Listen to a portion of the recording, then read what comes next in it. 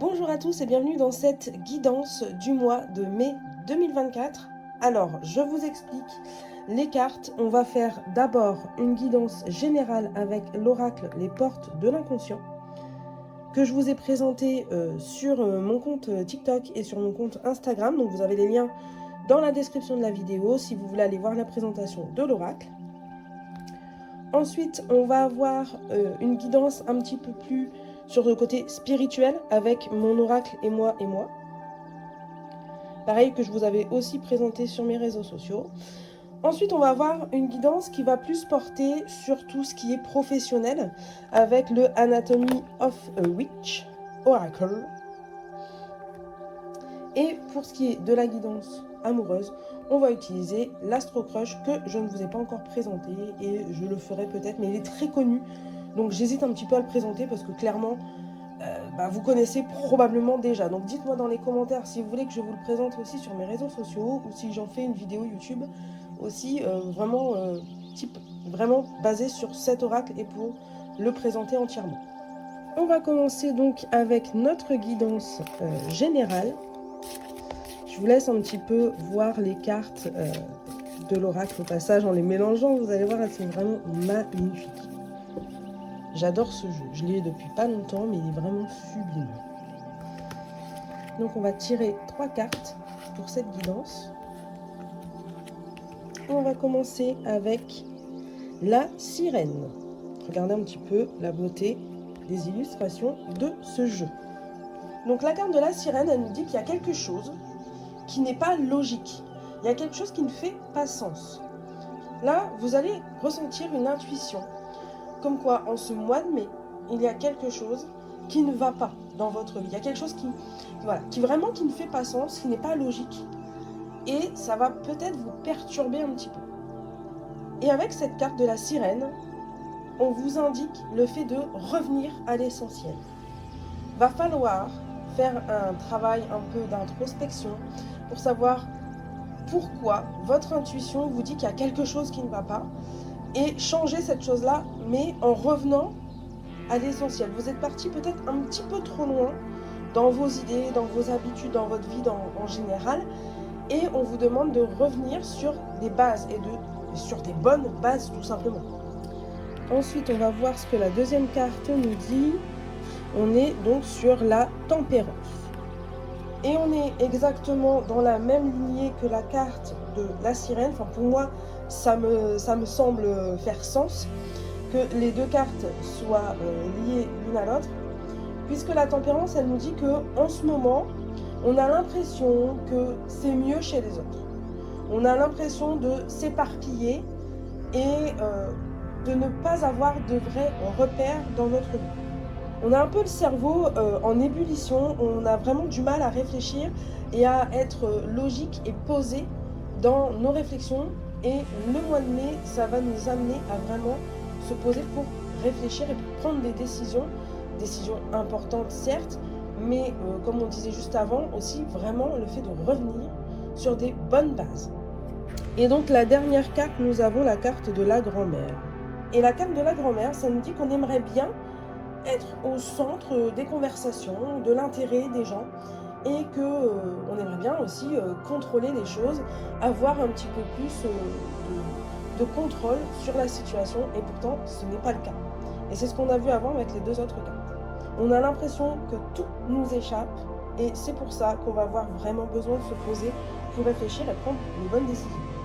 La carte de la grand-mère, elle nous dit aussi qu'on n'a pas à s'occuper des combats qui ne sont pas les nôtres puisque ça ne nous regarde pas et c'est des combats qu'on va perdre.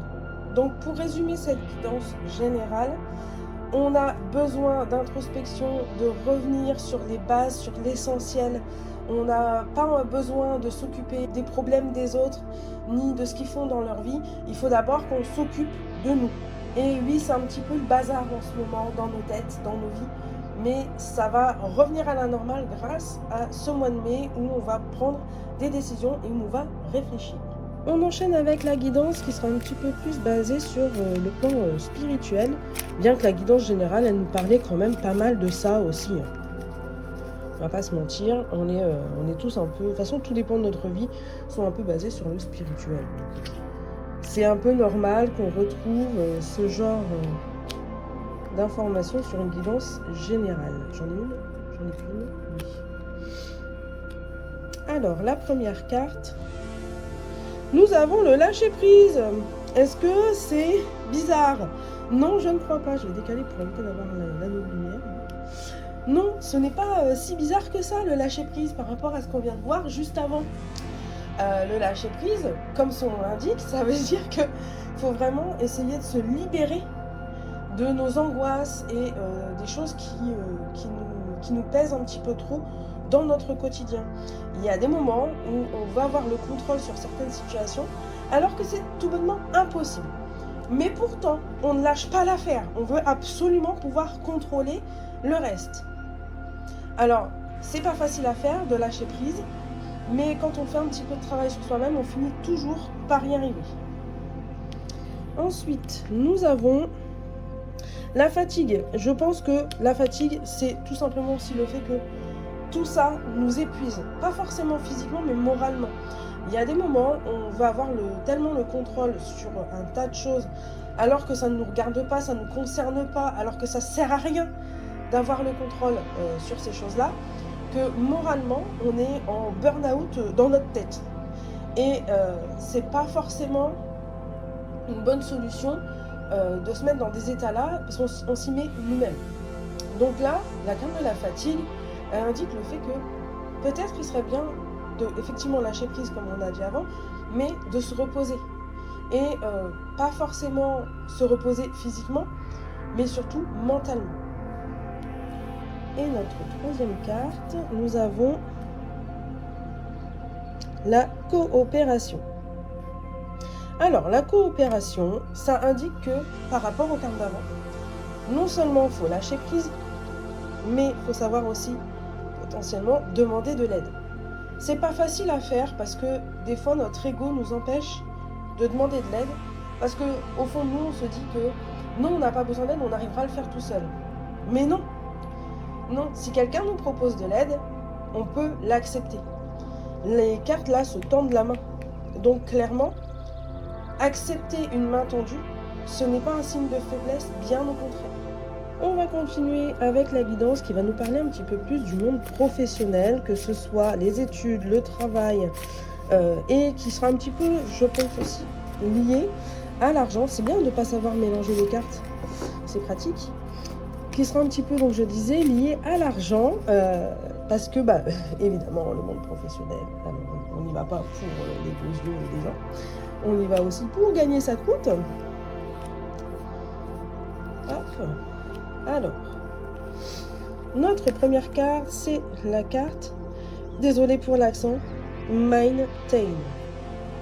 Donc, Maintain, dites-le comme vous le voulez, moi je sais pas, j'ai déjà un accent pourri. On est sur le fait de maintenir quelque chose qui doit être maintenu. C'est-à-dire que si vous pensiez en ce mois de mai potentiellement changer d'école, changer de travail, changer d'organisation, changer tout, c'est pas le bon moment. On est sur le fait, pour le moment au moins au début du mois de mai, sur le fait de se maintenir, de rester tel qu'on est actuellement. Ensuite, nous avons Banish. Alors, Banish, est-ce que j'ai vraiment besoin de vous faire la traduction, hein, franchement. Il va y avoir des choses qu'il va falloir éliminer. Je ne parle pas de tuer un collègue, hein, on se calme. non, ni un prof. Hein. Non, on se détend. On est sur le fait de devoir éliminer peut-être des choses qui sont inutiles. C'est-à-dire, par exemple, on fait peut-être des tâches dans notre travail qui ne sont pas nécessaires et on les fait quand même. Ça peut être aussi éliminer la pression qu'on peut se mettre par rapport aux études, par rapport au travail, ou même par rapport à l'argent. Et la dernière, on est sur le Taste. Cette carte nous dit tout simplement qu'il faut qu'on respecte nos envies. C'est la carte du goût, donc même si effectivement c'est pas forcément le resto universitaire ou la cantoche du bureau, mais on est sur une carte qui nous indique qu'on doit se respecter nos envies, nos goûts, ce qu'on aime faire. C'est-à-dire que peut-être que ce qu'il faut qu'on élimine, ce sont des tâches pour lesquelles on a dit oui, mais qui nous ennuient. Ou des matières. Ça peut être des matières si ça vous parle au niveau du scolaire. Et aussi au niveau de l'argent, on est aussi sur quelque chose où on a le droit de se faire plaisir, on a le droit de s'accorder des plaisirs et de respecter aussi nos propres goûts et nos propres envies. Et on va terminer par la guidance du domaine sentimental. Donc là, ce que vous allez faire, c'est que vous allez penser particulièrement à la personne qui est la plus chère à vos yeux, que ce soit votre conjoint, conjointe, que ce soit un crush, puisque le jeu s'appelle Astro Crush, une personne que vous convoitez, ce qui n'a rien à dire que c'est un crush. Voilà, vous pensez très fort à ça et vous allez choisir une des 3 cartes, une seule seulement, pas les 3. Ce ne sont pas les 3 qui sont destinés à votre réponse. Donc vous choisissez celle-ci, celle-ci ou celle-ci. Je vous laisse quelques secondes et ensuite j'enchaîne avec les réponses.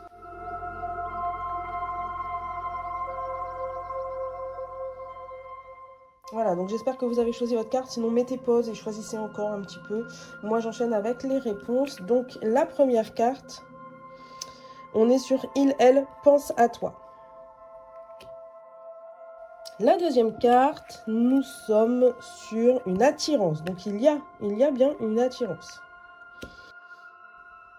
Et la troisième carte,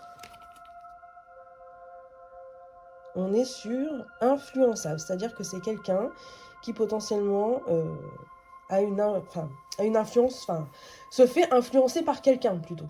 Ou quelqu'un qui a une influence sur vous. Voilà pour la guidance de ce mois de mai. J'espère que ça vous a plu. Pensez à vous abonner pour ne pas rater les prochaines vidéos. Et on se dit à bientôt. Ciao!